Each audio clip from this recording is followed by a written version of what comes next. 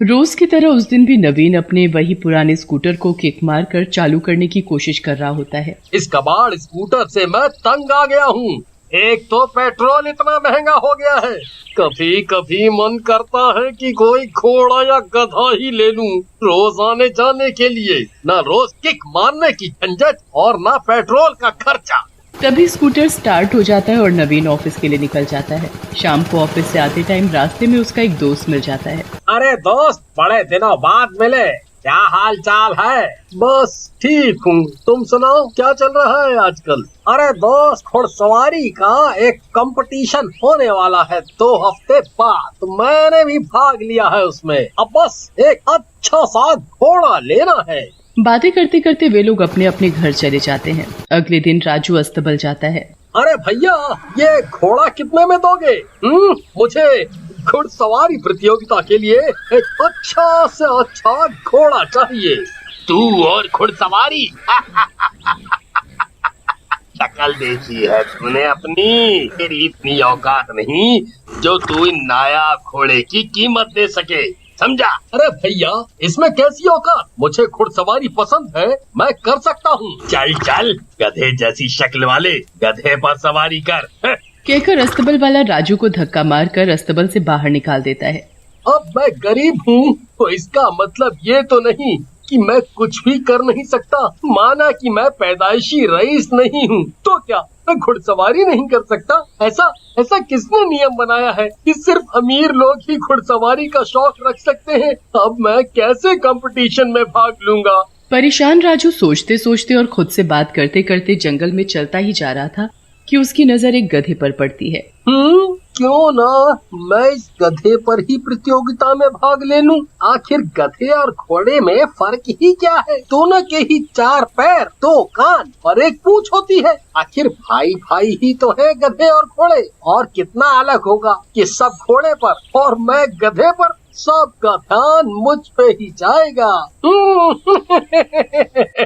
हाँ, ये सही रहेगा। अब तो बस मेरे ही नाम की चर्चा होगी हर जगह। बस फिर क्या था, राजू अपनी तरकीब को अंजाम देने के लिए उस गधे को अपने घर ले जाता है, उसे खिलाता पिलाता है, देख रेख करता है। अब वो दिन आ ही गया जब सब अपने घोड़े के साथ तैयार खड़े थे प्रतियोगिता के लिए। राजू अपने गधे पर बैठकर आता है। वहाँ खड़े सब लोग ये नजारा देखकर जोर जोर से ठहाके मारकर हंसने लगते हैं। अरे ऐसे देखो, घोड़े पर कथा सुना था पर गधे पर कथा पहली बार देखो। माना कि प्रतियोगिता में भाग लेना जरूरी था। प्राइज में मेडल के साथ साथ पैसे भी मिलेंगे, पर पैसों के लालच में अपना ही मजाक बनवा लो। ये कहाँ की समझदारी है? अरे भाई, आज इसने साबित कर ही दिया कि गधों की कमी नहीं है संसार में। हाँ तो क्या हो गया?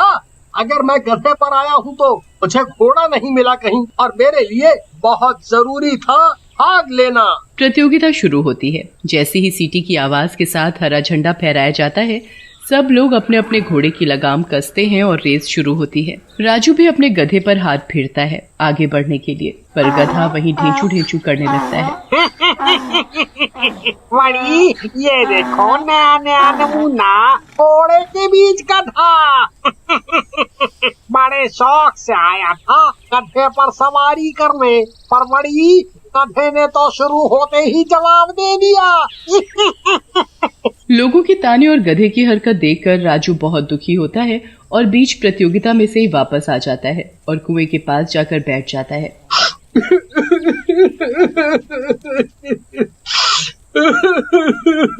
मैं क्या करूं? अगर मेरे पास घोड़ा खरीदने के पैसे नहीं है तो मैंने इतनी मेहनत से एक हल निकाला था, पर कोई फायदा नहीं हुआ। ऊपर से मेरा ही मजाक बन गया। अब मैं और ताने नहीं सह सकता। गधे को वहीं किनारे पर छोड़कर राजू कुएं में छलांग मार देता है और मर जाता है। वो गधा ये सब देखकर जोर से धेंचू धेंचू करने लगता है। गधा दौड़े दौड़े यहाँ वहाँ भागने लगता है, पर कोई मदद नहीं कर पाता। हार कर वो आंखों में आंसू लिए वहीं कुएं के किनारे बैठ जाता है। फिर आधी रात को तेज तेज हवाएं चलने लगती हैं, मानो मौत का तूफान आ रहा हो। तभी कुएं से अचानक जोर जोर से डरावनी हंसी की आवाजें आने लगती हैं। मुझे रोकना मुश्किल ही नहीं, नामुमकिन है। कहते हुए एक भूत कुएं से उड़ता हुआ बाहर निकलता है और उसी गधे पर बैठकर जंगल की तरफ जाने लगता है। मुझे पता है तुम क्या पूछ रहे हो, और मैं ये भी जानता हूँ ये तुम ही थे जिसे मेरे दुख का अंदाजा था। अब देखो मैं क्या करता हूँ। भूत गधे पर पूरी रात गांव में चक्कर काटता है। एक घर की खिड़की खुली होती है। अरे, ये इतनी रात गए गधे पर कौन घूम रहा है? अंधेरे की वजह से चेहरा ठीक से नहीं दिख रहा। अजी, जरा देखिए तो, कहीं ये बुर्बक राजू तो नहीं जिसके बारे में पूरा गांव बातें कर रहा था? वो गधे पर रेस लगाने वाला? हाँ हाँ वही, वरना इस टाइम और कौन गधे पर फेरी मारेगा। कहकर सांवरी और उसका पति रौनक जोर जोर से हंसने लगते हैं। रुको, इससे जरा मजे लेके आता हूँ। रौनक आव देखता है न ताव, बिना सोचे समझे बाहर आकर गधे वाले को आवाज देने लगता है। ओ गधे की औलाद, उस दिन की बेइज्जती कम पड़ गई क्या? तो आधी रात में फिर से गधे पर घूम रहा है? इतना सुनते ही गधे पर बैठा भूत मुड़ता है, जिसे देखकर रौनक की आंखें फटी की फटी रह जाती हैं। क्या बोला बे? बेइज्जती? इज्जत तो तेरी जाएगी अब। जैसे ही रौनक भूत देखता है, उल्टे पांव भागने की कोशिश करता है। अरे बाप रे, मर गया रे। मैं तो इसे नालायक राजू समझ रहा था, पर ये तो भूत है। आजकल के भूत ऐसे भी होते हैं क्या, जो गधे को सवारी बनाते हैं? भाग बेटा भाग। रौनक आगे बढ़ने की कोशिश करता है, पर भूत उसे पीछे खींचने लगता है और उसे गधे की पूंछ से बांधकर घसीटता हुआ पूरे गांव का चक्कर काटता है। अरे गधे वाले भूत जी, अरे मुझे माफ कर दो। अरे मेरी जबान फिसल गई, मेरे मुंह से निकल गई ऐसी बात। आए, मेरी जबान टूट के गिर पड़े। मुझे छोड़ दो, माफ कर दो, मुझे माफ कर दो भूत जी। लाख माफी के बाद भूत रौनक को उसके घर के आगे फेंक कर वापस जंगल में चला जाता है। अजी, आप राजू को मजा चखाने गए थे और खुद धूल चाट कर आ रहे हैं। सांवरी को अपनी हालत पर हंसता देख रौनक की आते पीते निकलने लगती हैं। वो सांवरी को जोर का थप्पड़ मारता है। अरे, मैं यहाँ बेगानी शादी में अब्दुल्ला बन गया और तू खड़ी खड़ी दांत दिखा रही है।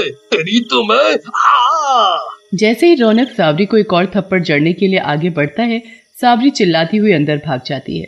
रौनक के साथ हुई घटना पूरे गांव में फैल जाती है। अक्सर ही लोग भूत को गधे पर आता जाता देखते हैं रातों को, पर किसी में इतनी हिम्मत नहीं थी जो जाकर मामला पता कर सके। यहाँ जो भी गधे पर सवारी करने पर मजाक बना था, भूत उसको उसी रात सबक सिखाता। कुछ दिन बीत जाते हैं। एक शाम चीनू और नवीन बाजार जाते हैं कुछ खरीदारी करने, पर रास्ते में ही उनका स्कूटर बंद पड़ जाता है। हाय हाय, इस खटारा को बेच क्यों नहीं देते? चुप कर करमचली, बोल तो ऐसे रही है जैसे तेरे बाप ने 4 पहिए की गाड़ी दे दी हो दहेज में।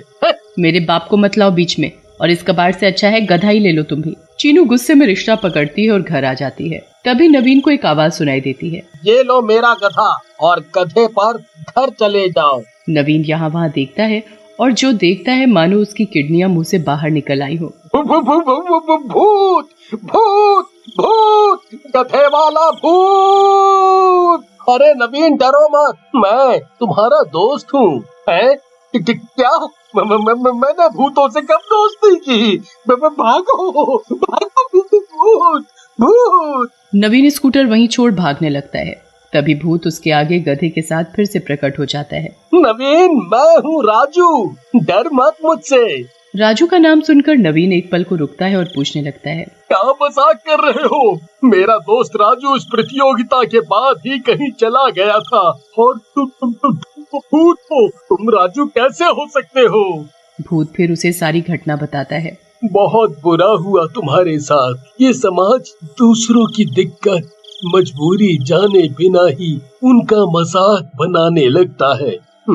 मैं कुछ करना चाहता हूँ तुम्हारे लिए। अब कुछ भी करने से क्या होगा। देखो दोस्त, मैं तुम्हारी जिंदगी तो वापस नहीं ला सकता, पर तुम्हारी खोई हुई इज्जत तुम्हें दिलाने की कोशिश जरूर करना चाहता हूँ। अगले दिन नवीन अखबार में राजू के साथ हुई घटना छपवाता है, जिसे पढ़कर सारे गांव वालों को पछतावा होता है और वो सारे मिलकर कुएं से राजू की लाश निकालते हैं और उसका देह का संस्कार करके उससे माफी मांगते हैं।